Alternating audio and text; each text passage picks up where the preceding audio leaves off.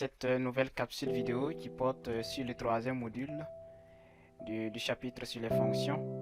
Et dans ce module, nous verrons une particularité des fonctions, les fonctions logarithmes népériens. Et ce sont des fonctions qui sont assez intéressantes à étudier.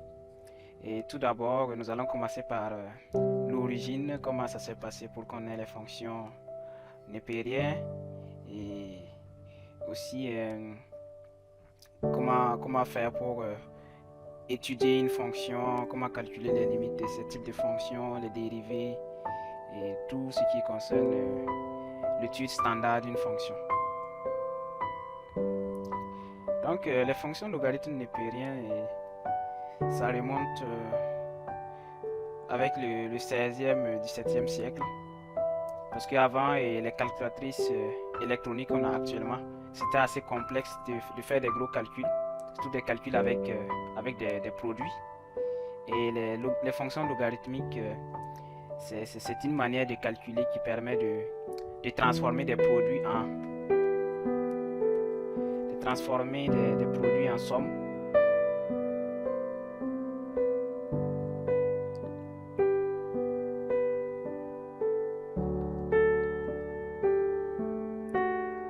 Puisque quand on fait ln de logarithme, on va le voir plus tard, mais si on fait ln de a multiplié par b, c'est égal à ln de a plus b. Donc ça, c'est une des capacités des fonctions logarithmes qui fait que c'est une puissance extrême de calcul. Et l'utilisation de telles fonctions permet de faciliter les calculs qui comprennent de nombreuses multiplications, des divisions et des élévations à des puissances rationnelles. Et le logarithme népérien est écrit sous la forme ln en abrégé. ln pour logarithme népérien ou logarithme naturel.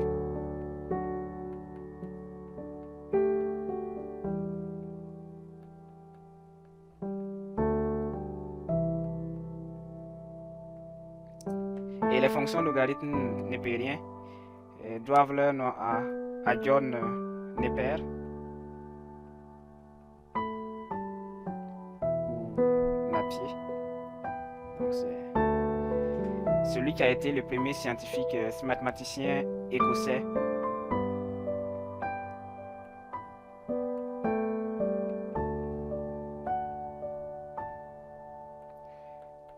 qui a établi les premières tables de logarithmes dites naturelles de base.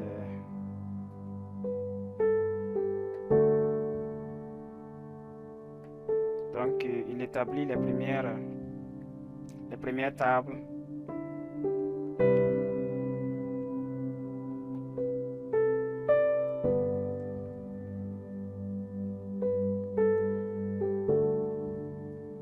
de logarithmes.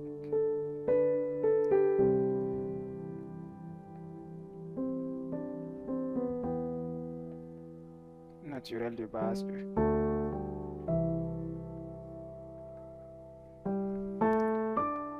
Donc pour les fonctions logarithmes, la base c'est E. Parce que la fonction logarithme est la fonction inverse et la fonction est réciproque, la bisection réciproque de la fonction exponentielle. Donc en définition,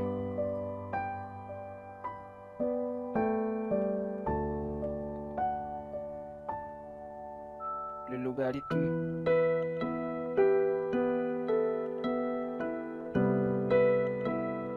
népérien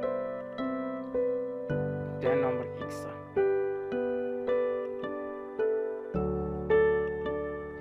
peut être défini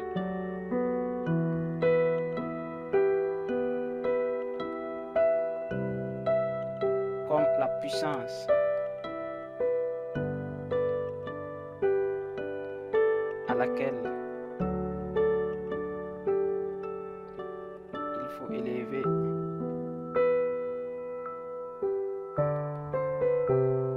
E pour obtenir x.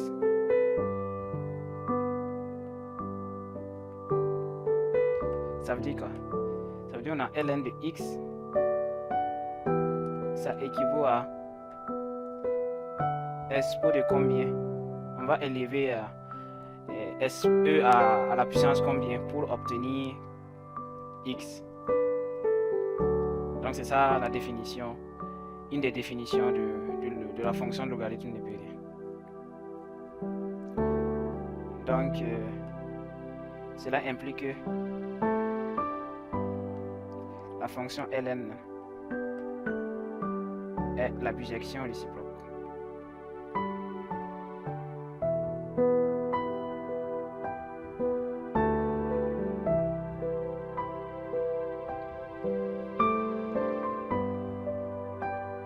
De la fonction exponentielle.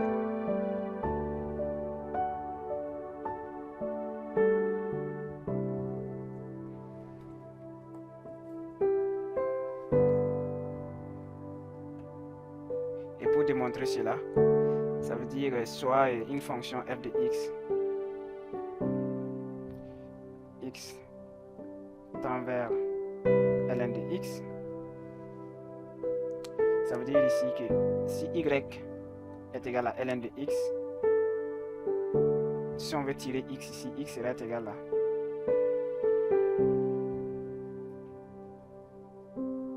S pour y.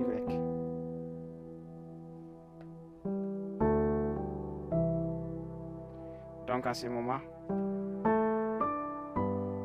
f moins 1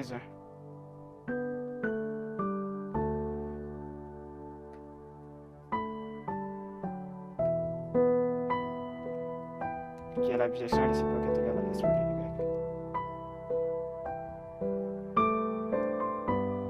Et on a f fonction de x qui est égale à ln de x. Donc S pour y est la bijection réciproque.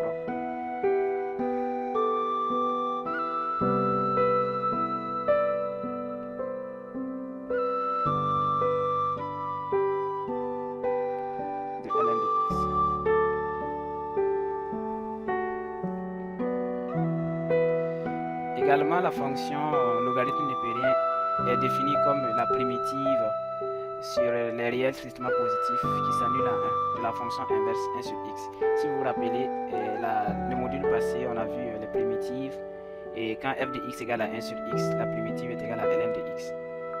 Donc,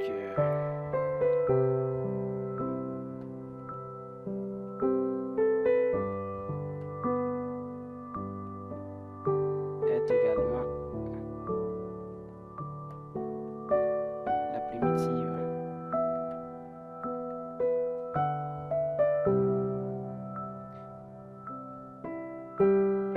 définition des réels strictement positifs.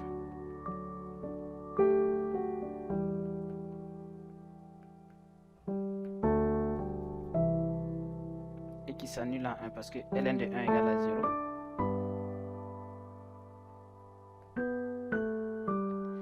De la fonction inverse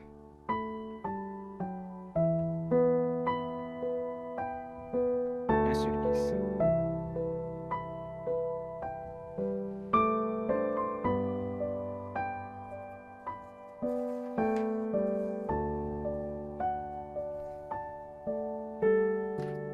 Donc de toute cette définition, qu'est-ce qu'on peut retenir comme définition? Ce qu'on peut retenir ici, une définition qui est plus mathématique. On appelle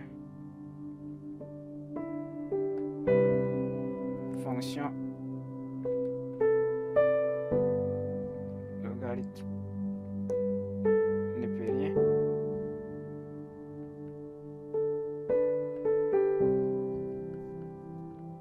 la primitive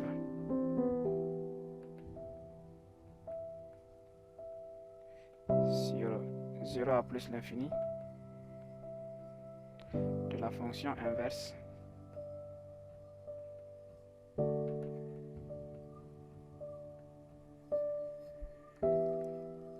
qui prend la valeur de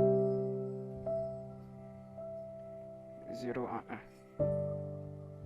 Donc ça c'est une définition qui est plus mathématique.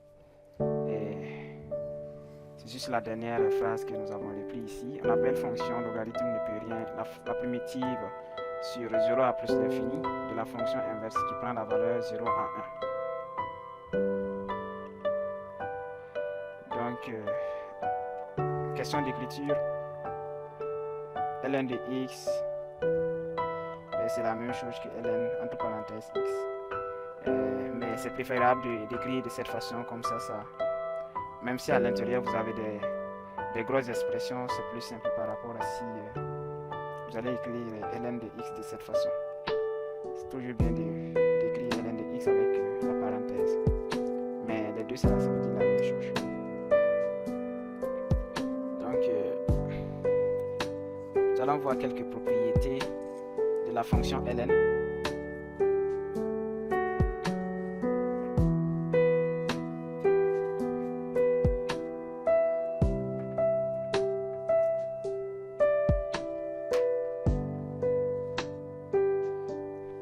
Nous allons voir quelques propriétés de la fonction ln de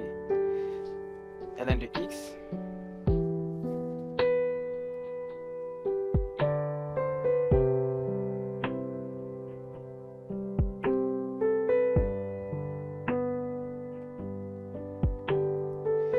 La première propriété est que l'ensemble des définitions de la fonction ln, donc 2 de ln, est égal à 0 à plus l'infini. Donc ln de x doit être différent de 0 et x doit être positif. X doit être différent de 0 et x doit être supérieur à 0. La deuxième propriété, ln de 1 égale à 0. Et la dernière, pour tout x élément de 0 à plus l'infini, on a que la dérivée de ln de x est égale à 1 sur x.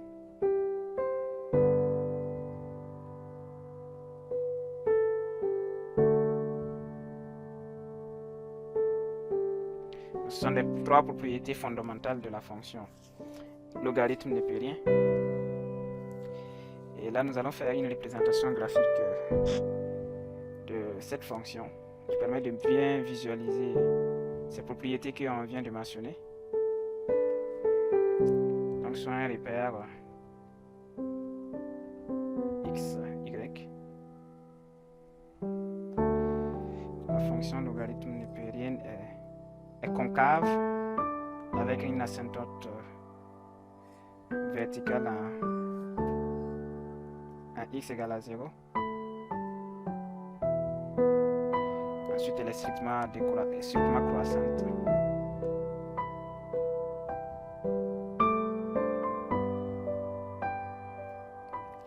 Ici, ça s'annule le point x égale à 1.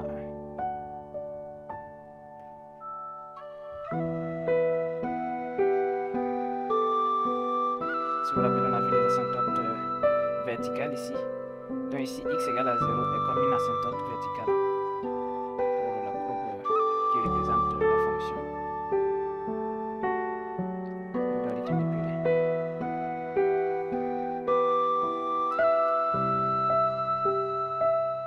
Et quand on remarque ici, l'ensemble des définitions, c'est vraiment des 0 à plus l'infini ici. Et 0 n'est pas inclus, parce que 0 ici se comporte comme une asymptote verticale. En ce moment, 0 n'est pas inclus dans l'ensemble des définitions. Donc, de 0 exclut à plus l'infini. Ensuite, elle est strictement croissante.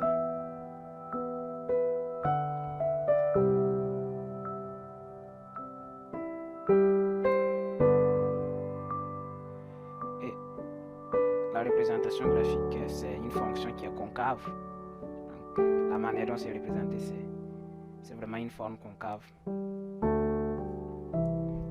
Donc ça, c'est la représentation graphique, la courbe graphique de la fonction ln de x. Nous allons voir quelques exemples de comment le calcul du domaine de définition de la fonction ln de x.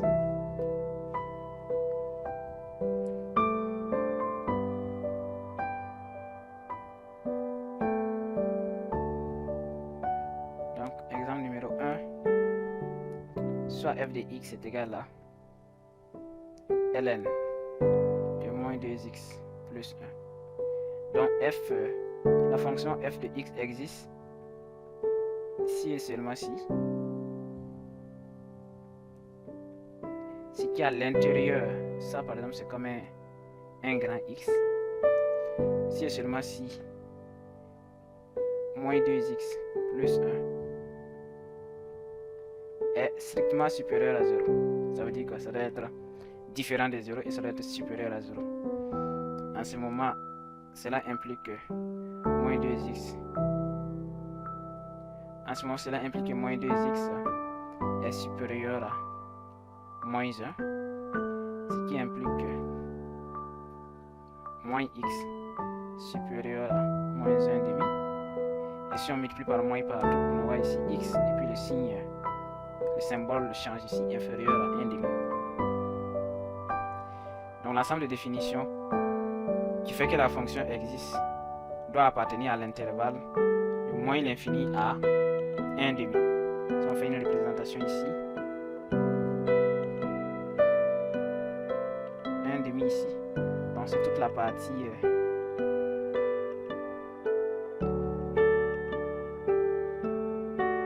avec 1 demi exclu. Donc ici, l'ensemble de définitions de la fonction f serait égal à moins l'infini à 1 demi exclu.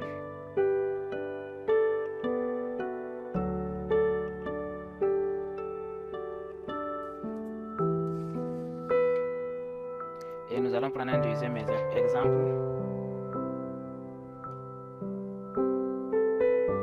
Si f de x est égal à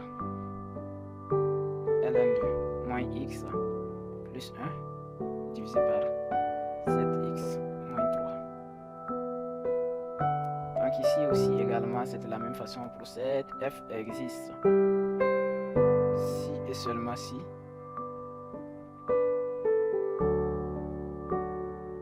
ce qui est à l'intérieur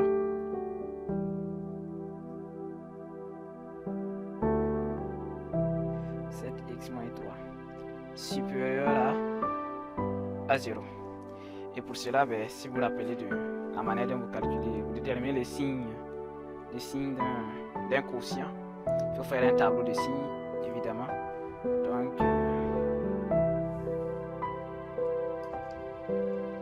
pour cela, il va falloir... On voit ici le numérateur ici.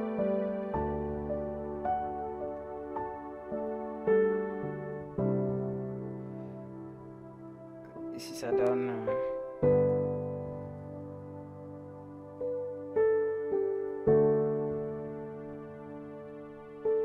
x égale à 1.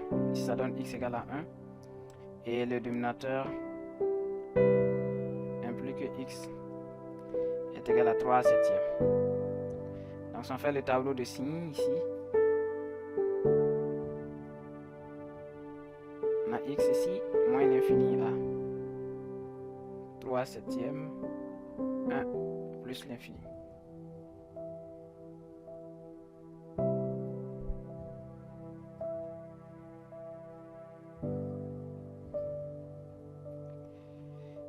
Celui-là, il s'annule ici.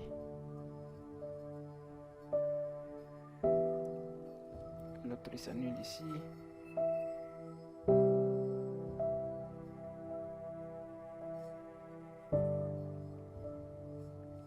Ici, moins x plus 1. Ici, c'est positif. Ici, ça sera négatif. Derrière, ici, ça sera négatif. Ici, positif. Positif.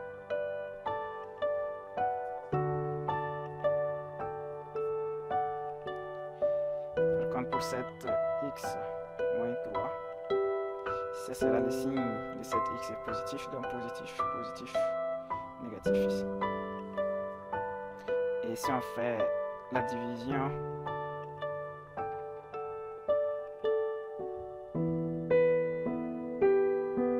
ça s'annule ici, ici ça doit pas s'annuler parce que 7x moins 3 doit être différent de 0.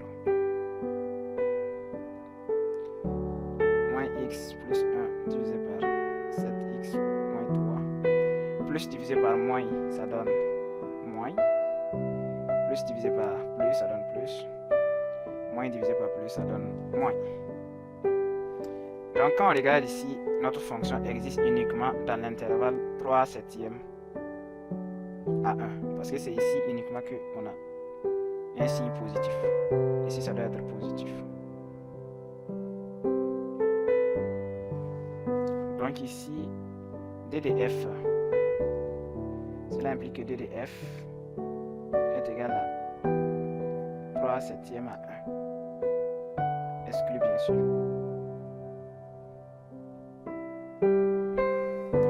Donc c'est relativement assez simple de déterminer l'ensemble de définitions d'une fonction logarithme, qui est une étape très importante pour l'étude de fonctions.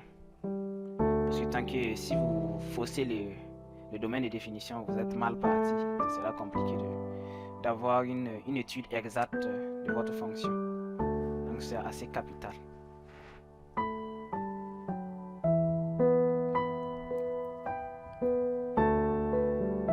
Ok. Là ici nous allons voir les variations de la fonction ln et ses conséquences.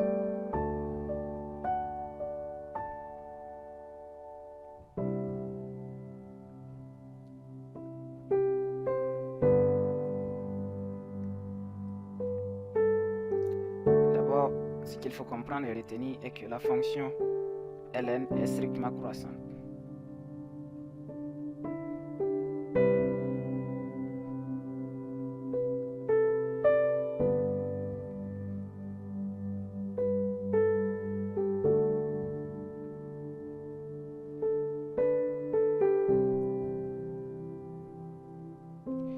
Ensuite, pour tout A et B, éléments de R plus étoile. Quand on dit R plus étoile ici, ça veut dire de 0 à plus l'infini, bien sûr. A égale à B implique que ln de A est égal à ln de B. Si A est inférieur à B, cela implique également que ln de A est inférieur à ln de B. Maintenant, on a des cas particuliers qu'il faut considérer.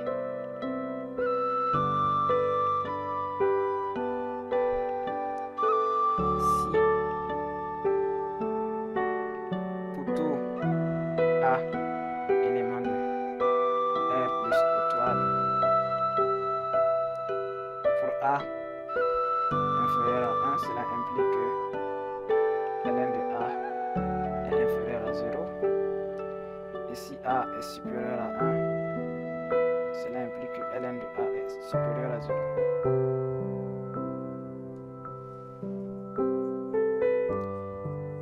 Ça veut dire ici quoi? Par exemple, si A égale à 0,90, ln de A sera négatif aussi.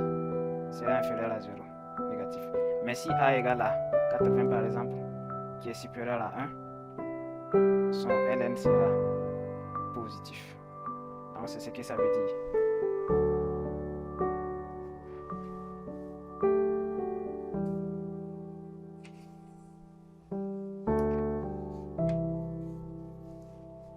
Donc nous allons passer à... Nous allons faire un tableau récapitulatif de toutes les propriétés que nous avons vues. Ça va permettre de mieux visualiser et de mieux résumer cette partie de ce module. Donc tableau récapitulatif des propriétés de la fonction ln.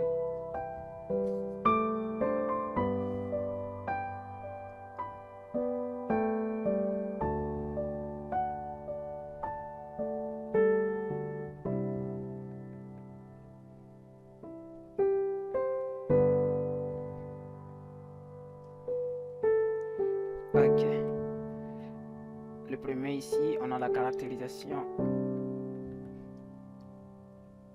de ln. L'ensemble des définitions ln est égal à 0 à plus l'infini. Ensuite, ln de 1 est égal à 0. Et pour tout x, élément de 0 à plus l'infini, ln' de x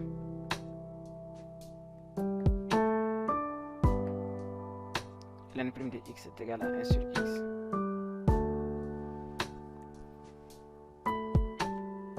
Ensuite, variation de la fonction ln.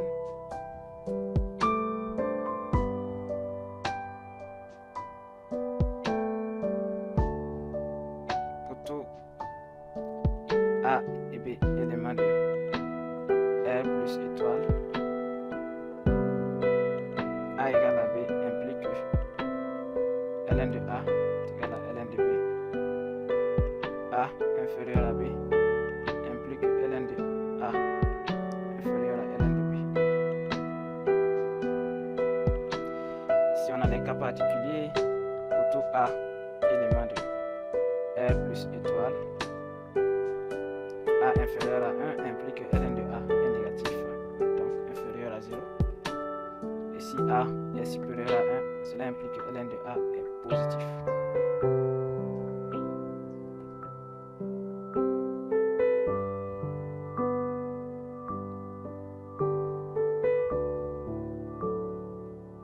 Ça c'est la première partie. Et la deuxième partie, propriété fondamentale de ln. Propriété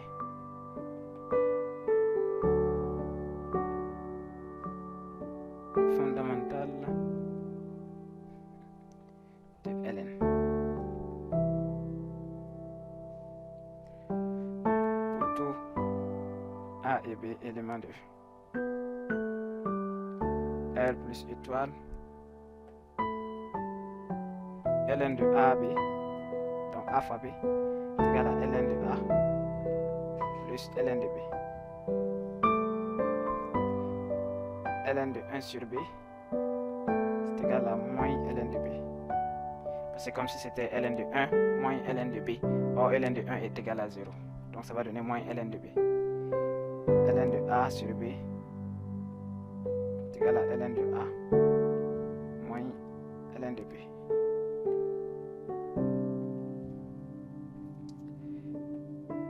Ensuite, pour tout a, élément de r plus étoile, et pour tout r, élément de q,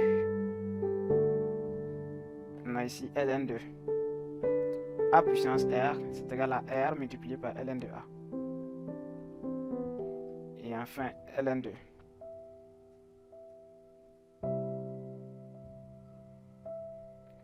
racine de a, c'est égal à 1 demi de ln de a.